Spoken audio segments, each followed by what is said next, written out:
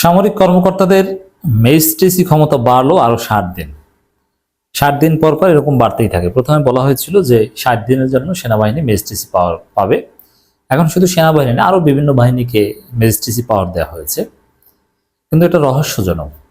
এই বাহিনীগুলো আইন শৃঙ্খলা পরিস্থিতি নিয়ন্ত্রণের জন্য কোনো কাজ করছে না। এই ম্যাজিস্ট্রেসি পাওয়ারগুলো তারা ব্যবহার করছে, এরকম আমরা মোটেও দেখি না, দৃশ্যমান নয়। এর মানে সেনাবাহিনী সহ আরো বিভিন্ন বাহিনী তারা ম্যাজিস্ট্রেসি পাওয়ারের নামে ডিপ্লয়েড থাকলেও কার্যত তারা ডক্টর ইউনূসকে সহযোগিতা করছে না। সূক্ষ্ম কারচুপি এখানে চলছে। ডক্টর ইউনূসের বিরুদ্ধে এক ধরনের ষড়যন্ত্র চলছে। এখন সেনাবাহিনী তো সেনা প্রধানের আন্ডারে, সেনা প্রধানের মধ্যেই কিছুটা ভেজাল আছে। দেখেন, সেনাবাহিনীকে সবাই ভয় পেত আগে, সেনাবাহিনীর উপর আস্থা রাখতো, অপরাধীরা ভয় পেত, সাধারণ জনগণ আস্থা রাখত। কিন্তু সে আস্থার জায়গাটা কিন্তু নেই। কিভাবে? এই যে সেনাবাহিনী ডিপ্লয়েড আছে ম্যাজিস্ট্রেসি পাওয়ার নিয়ে, কই জনগণ কি দেখেন? পাবলিক পারসেপশনটা দেখেন। জনগণ বিপদে পড়লে সেনাবাহিনীকে ডাকে, প্রথম দিকে একটু ডাকতো, ভেবেছিল যে না, সেনাবাহিনী মাঠে আছে, কিছু কাজ টাজ করতে পারবে। চাঁদাবাজ দেখলে বা কোনো অপরাধ, কোথাও কোনো মব কন্ট্রোল করার প্রয়োজন হলে সেনাবাহিনীকে ডাকতো। এখন আর সেনাবাহিনীর, এবং ফেসবুকে সেনাবাহিনীর নাম্বার ঘুরে বেড়াতো যে অমুক জায়গায় ক্যাম্প আছে, সেনাবাহিনীর নাম্বার, সমস্যা হলেই ফোন দেবেন। এবং সেনা অফিসাররা বিভিন্ন জায়গায় যেতেন, বলতেন যে কোনো কেউ ডিস্টার্ব করলে বা কোনো ক্ষতি করলে দেখলে আমাদের কল করবেন, আমি আসবো, আমরা আসবো, আমরা ব্যবস্থা নেব। আমি নিজে টেস্ট করে দেখেছি, বিভিন্ন ঘটনায় সেনাবাহিনীর কাছে অভিযোগ নিয়ে গিয়েছে আমাদের লোকজন, কিন্তু সেনাবাহিনী কিচ্ছু করে না, একদম ধান্দাবাজ। এবং বলে যে হ্যাঁ হ্যাঁ যাবো যাবো, এই যে অভিযান পরিচালনা করব, কিন্তু আসলে যায় না। মানে একটা গেম খেলছে ডক্টর ইউনূসের বিরুদ্ধে। তো এই বিষয়ে সতর্ক থাকা উচিত যে আসলে কি চলছে। ডক্টর ইউনূসের বিরুদ্ধে বড় কিছু চলছে। সেনাবাহিনী, নেপথ্যে সেনাবাহিনী সহ আরো অনেকে, বিএনপি আরো অনেকে ভূমিকা পালন করছে, যারা আসলে উপরে ডক্টর ইউনূসের পক্ষে কাজ করছে, মাঠে আছি, সহযোগিতা করছি, কিন্তু আসলে সহযোগিতা করছে না, বরং ডক্টর ইউনূস বেকায়দায় পড়ুক এটা তারা চায়। তারপরে তারা তাদের স্বার্থ সিদ্ধি করুক। ভারত যেহেতু কিছুতেই চায় না যে ডক্টর ইউনূস ক্ষমতায় থাকুক, এই জন্য নানানভাবে ভারত এভাবে ডক্টর ইউনূসকে অসহযোগিতার রাস্তা তৈরি করবে, কিন্তু পারবে না। যতটুকু বেকায়দায় সরকার এখন আছে, মাননীয় প্রধান উপদেষ্টার চীন সফরের পর এগুলো সব কেটে যাবে। চীন সফরের পর দেখবেন যে ঘটনা পজিটিভ মোড় নেবে। বাংলাদেশ সশস্ত্র বাহিনীতে কর্মরত সেনাবাহিনীর ক্যাপ্টেন তদূর্ধ্ব পদমর্যাদার কমিশনপ্রাপ্ত কর্মকর্তাদের কোস্টগার্ড, বিজিবিতে প্রেষণে নিয়োজিত পদমর্যাদা কর্মকর্তা সহ বিশেষ নির্বাহী ম্যাজিস্ট্রেট ক্ষমতা আরো 2 মাস বাড়িয়েছে সরকার। কিন্তু তারা কি আঙ্গুল চুষে? কই কোনো ছিনতাইকারী, কোনো অপরাধী ধরে? এমনকি হিজবুত তাহরীরের মতো নিষিদ্ধ উগ্রবাদী সংগঠন মিছিল করে, তারা সেটা নিয়ন্ত্রণ করতে পারে না।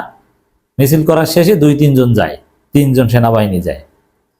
এই যে শাহবাগে ঘটনা, কিংবা এই ইন্টারকন্টিনেন্টালের সামনে মাঝে মাঝে পুলিশের উপর হামলা হয়, এবং প্রধান উপদেষ্টার কার্যালয়মুখী নানান মিছিল, এগুলো তো এই সেনাবাহিনী কি করে?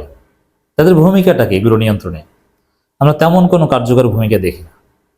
সেনাবাহিনী কই? দর্শক, আপনি একটু মন্তব্য করে দেন, কোথাও দেখেন রাস্তাঘাট এই যে ম্যাজিস্ট্রেসি পাওয়ার নিয়ে এসেছে, আপনারা কেউ বলতে পারবেন যে তাদের এই ম্যাজিস্ট্রেসি পাওয়ারটা ব্যবহার করে তারা এই পদক্ষেপ নিয়েছে, অমুক জায়গায় এই সমস্যাটা তারা ঠিকিয়েছে, অমুক অপরাধীকে তারা ধরেছে, পিটিয়েছে বা সমাধান করেছে? প্রথম দিকে কয়েকদিন গোপালগঞ্জে বিভিন্ন জায়গায় আমরা দেখেছি সেনাবাহিনীর যৌথ অভিযান, এবং সর্বশেষ অপারেশন ডেভিল হান্টে কিছুদিন দেখেছিলাম।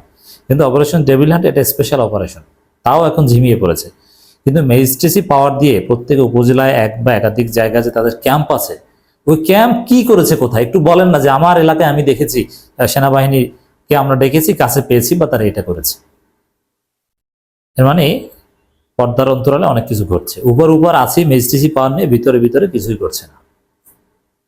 আমি মনে করি সেনাবাহিনী যদি তাদের সক্ষমতা সর্বোচ্চ দিত ডক্টর ইউনূস সরকারকে স্টেবিলাইজ করার জন্য, তাহলে ডক্টর ইউনূস সরকারের অধীনে যে এই আইনশৃঙ্খলা পরিস্থিতির অবনতির যে বিষয়টা, এটা থাকতো না, এটা সমাধান হয়ে যেত।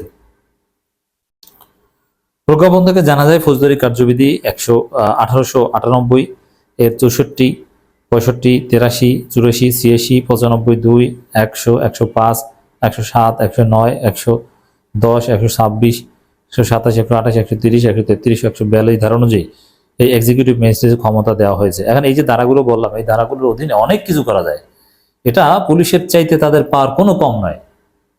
একজন নির্বাহী ম্যাজিস্ট্রেটের চাইতে অনেক ক্ষেত্রে তারা বেশি ক্ষমতা এখানে প্রয়োগ করতে পারে, কিন্তু কিচ্ছু করছে না। তাদের কোনো দৃশ্যমান তৎপরতাই দেখি না।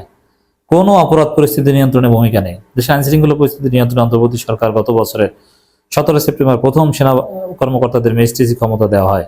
এর কয়েকদিন পর 30 সেপ্টেম্বর থেকে এই ক্ষমতা দেওয়া হয় নৌবাহিনী ও বিমান বাহিনী কর্মকর্তাদের।